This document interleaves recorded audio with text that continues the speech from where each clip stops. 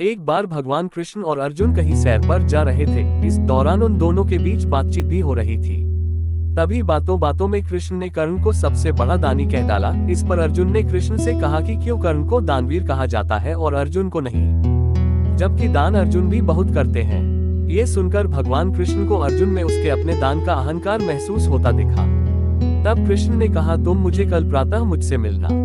जब अर्जुन उनसे दूसरे दिन मिले तो कृष्ण ने उनसे 2 पर्वतों के समूह में सोने के अकूत भंडार के बारे में बताते हुए कहा कि वे उनका सारा सोना गांव वालों के बीच बांट दें। तब अर्जुन गांव गए और सारे लोगों से कहा कि वे पर्वत के पास जमा हो जाएं क्योंकि वे सोना बांटने जा रहे हैं। ये सुन गांव वालों ने अर्जुन की जय जयकार करनी शुरू कर दी और अर्जुन छाती चौड़ी कर पर्वत की तरफ चल दिए। 2 दिन और 2 रातों तक अर्जुन ने लगातार सोने के भंडार को खोदा और सोना गांव वालों में बांटा। इसी बीच बहुत से गांव वाले फिर से कतार में खड़े होकर अपनी बारी आने का इंतजार करने लगे। अर्जुन अब तक थक चुके थे। उन्होंने कृष्ण से कहा कि अब वे थोड़ा आराम करना चाहते हैं और इसके बिना वे अब खुदाई नहीं कर सकेंगे।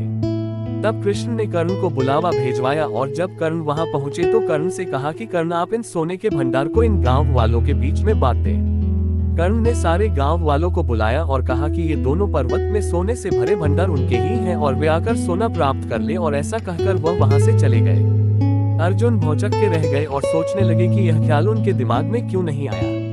तब कृष्ण मुस्कुराए और अर्जुन से बोले कि तुम्हें सोने से मोह हो गया था।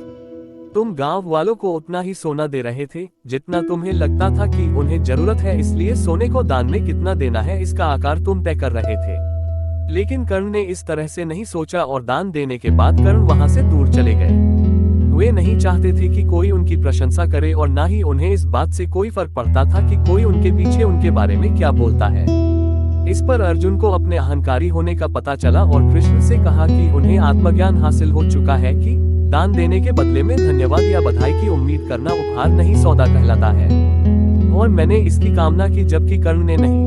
यही कारण कर्ण सबसे बड़े दानी है, वे दानवीर हैं। अर्जुन ने कहा, हम अक्सर जब भी किसी व्यक्ति को कुछ दान देकर घमंड कर हम अपनी प्रशंसा की आशा रखते हैं तो हमारा सारा दान एक सौदा होता जिसका कोई मोल नहीं। आपको खुद पर गर्व होना चाहिए कि आपने किसी की सहायता की, ना कि उसका घमंड। अगर आपको कृष्ण और अर्जुन की इंस्पिरेशनल कहानी अच्छी लगी तो कृपया शेयर करें, लाइक करें, चैनल को सब्सक्राइब करें। धन्यवाद।